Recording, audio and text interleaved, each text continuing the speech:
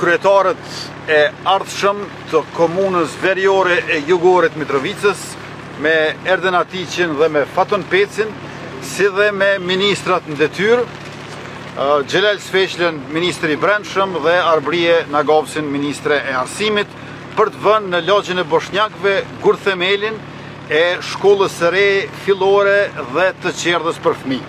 Do të jenë 9 klasë të shkollës fillore dhe 1 klasë e qerdhës për fëmijë, me që rast do të ketë edhe bibliotekë, sallë të arsimtarëve, kabinete e kështu me radhë, në mënyrë që kushtet të jenë moderne për mësimdhënie sa më të mirë dhe po ashtu për mësimdhënie me standardet më të larta.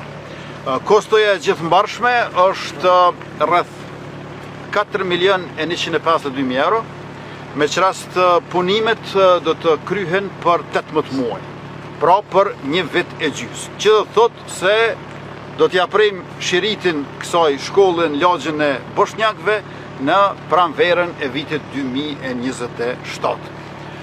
Duhet theksuar që sipërfaqja e shkollës do t'jetë 2570 metra katror parafërsisht, ndërkaq 761 metra katror do t'jetë e qerdhës për fëmijë.